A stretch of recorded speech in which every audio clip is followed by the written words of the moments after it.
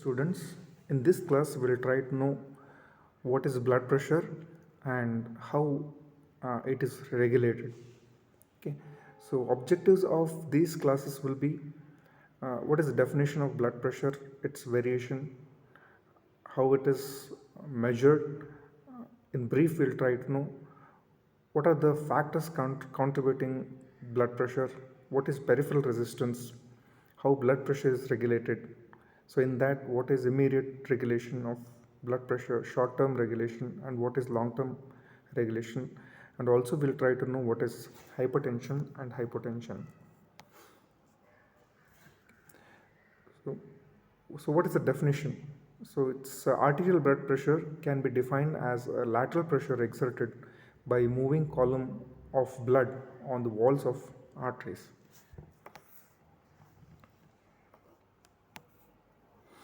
The significance is to ensure the blood flow to the various organs. It plays an important role in exchange of nutrients and gases across capillaries. It is required for the formation of the urine. It is required for the formation of the lymph. Normal values, normal adult range can fluctuate within a wide range and still be normal.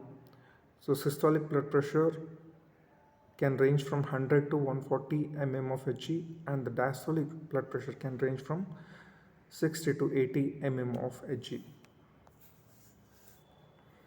Systolic blood pressure is a maximum blood pressure in the arteries attainable during each cardiac cycle, that is during the systole. Normally it is around 120 plus or minus 20 mm Hg, and this is mainly contributed by the force of heartbeat, the normal blood volume, and the cardiac output. The normal range is, as I told, 90 to 140 mm of Hg. Diastolic blood pressure is the minimum blood pressure that is obtained during each cycle, each cardiac cycle, or you can say at the end of the ventricular diastole. So normal range is around 60 to 90 mm of Hg, and it represents a constant load on the arterial walls with a little or no fluctuation at all. It is an index to peripheral resistance and decides the filling of the coronary system. Pulse pressure denotes the difference between systolic and diastolic blood pressure. So pulse pressure can be given as SBP minus DBP, usually around is 40 mm of Hg. Mean arterial pressure is diastolic blood pressure plus 1/3 of the pulse pressure. So normally it is around 95 mm of Hg. Remember that it is not arithmetical mean but the geometrical mean. It is because the period of systole is only for 0.3 second when compared to the diastolic phase, that is around 0.5 seconds.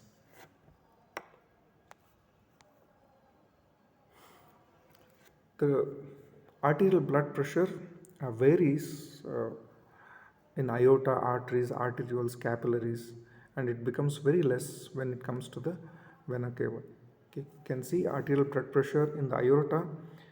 The systolic blood pressure will be 120 and diastolic is 80. And even in arterioles, the blood pressure gradually decreases, and in the veins it almost remains below 20 mm of Hg. So there can be a physiological variation in the blood pressure. It may differ in different age group.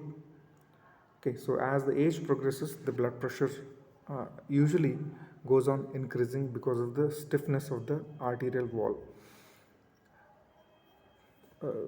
The build, those are obese, usually the systolic blood pressure is high.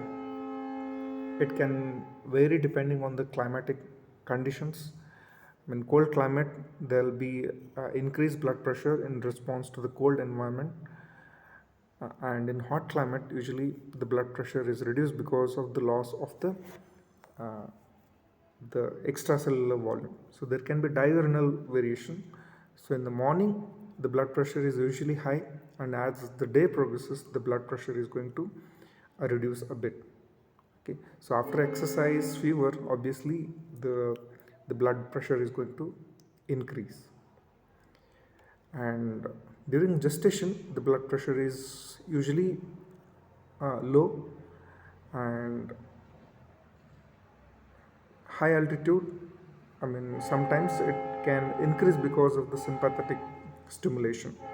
Obviously, infusion of the fluids and intake uh, can increase the blood pressure volume by increasing the extracellular fluid. Okay, so the pain initially it increases the blood pressure, but severe pain can lead to sometimes hypotension.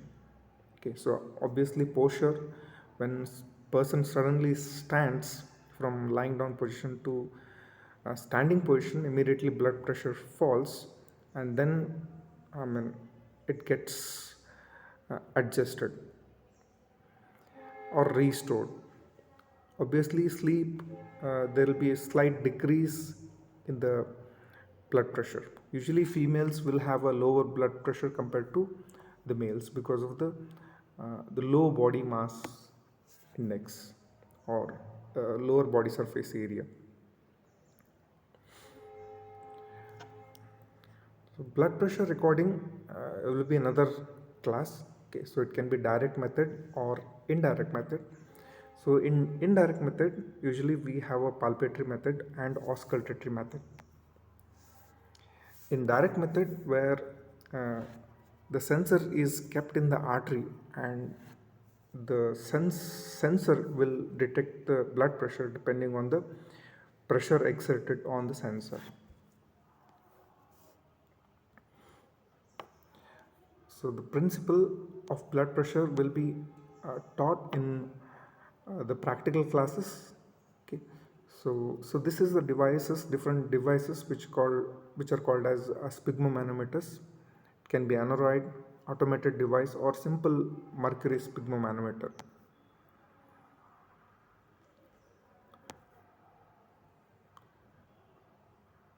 So the details of the blood pressure recording will be taught in the practical classes. Okay, so coming to the factors which are going to uh, affect the blood pressure. Okay, so the blood pressure can be given as the cardiac output into peripheral resistance. So it mainly depends on the cardiac output. Okay, and cardiac output in turn depends on the stroke volume and the heart rate. Okay, so it is the multiplication of the stroke volume and the heart rate. Okay, so indirectly the blood pressure depends on the stroke volume and the heart rate and the peripheral resistance. It also depends on the circulating body volume. Okay, it mainly affects the systolic blood pressure. As the blood volume increases, the blood pressure is going to increase. Okay, and it also depends on the elasticity of the vessel wall. Okay, so I mean, as and when there is an increase in the elasticity, the blood pressure is going to reduce. Okay, so as the elasticity decreases, the stiffness of the wall is going to increase, and it will lead to increase in the blood pressure as it occurs in the elderly. Viscosity of the blood is also going to play important role. As the blood becomes more viscous, okay, the blood pressure is going to increase. Okay, so if RBC count increases, the blood becomes more viscous, and the blood pressure is going to increase when there is an increased RBC count. So viscosity of blood is going to be affected by some of these factors. Mainly depends on the cell count, the amount of plasma proteins. If plasma proteins increases, the viscosity is going to increase. Chemical composition like partial pressure of carbon dioxide, oxygen, and pH. The temperature is going to affect the viscosity. Drugs like general anesthetics. Okay, all these factors, I mean, influence peripheral resistance through viscosity. So what is peripheral vascular resistance?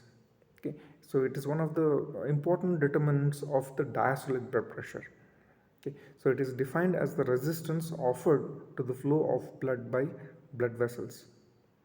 It is mainly contributed by the smooth muscles of the arterioles in particular. Okay, the contraction of the smooth muscles in the arterioles, they are going to determine the, the peripheral vascular resistance, and they have, I mean, thoroughly innervated by the sympathetic nervous system. So whenever there is increased sympathetic uh, activation, so they are going to contract the smooth muscles of these arterioles and going to increase the peripheral resistance. So these are the other factors which are going to affect the blood pressure. The disease states, usually the endocrinal cardiovascular disease, they're going to affect the blood pressure. I mean, as the age advances, the blood pressure is going to increase. The hereditary, the genes, they're going to affect the blood pressure, blood volume, weight, diet, uh, hormones, salt, caffeine, the environmental factors, psychological factors, stress, anxiety, the gravity.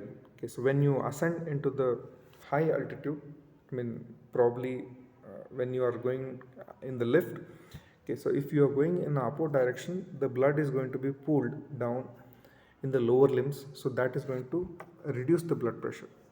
Okay, and when you descend down, obviously that will have a opposite action, that it leads to increase in the blood pressure because of the increase in the venous return. Okay, so and obviously some drugs, alcohol, there can be diurnal variation as we discussed. So I had told you the blood pressure can be written as cardiac output into the peripheral resistance. So again, cardiac output depends on, can also be given as, cardiac output can also be written as cardiac output is equal to stroke volume and the heart rate. Okay, so here the peripheral resistance in normal healthy individuals is about 20 mm of Hg per liter per meter. Okay.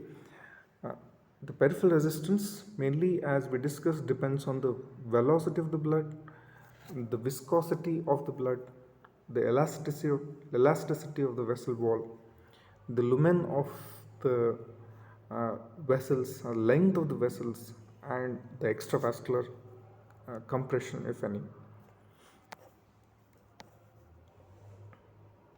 So peripheral resistance, it is written, I mean, it is measured in PRU unit. One PRU unit is when there is a difference of 1 mm of Hg and flow of 1 ml per second, then it is called as 1 PRU unit.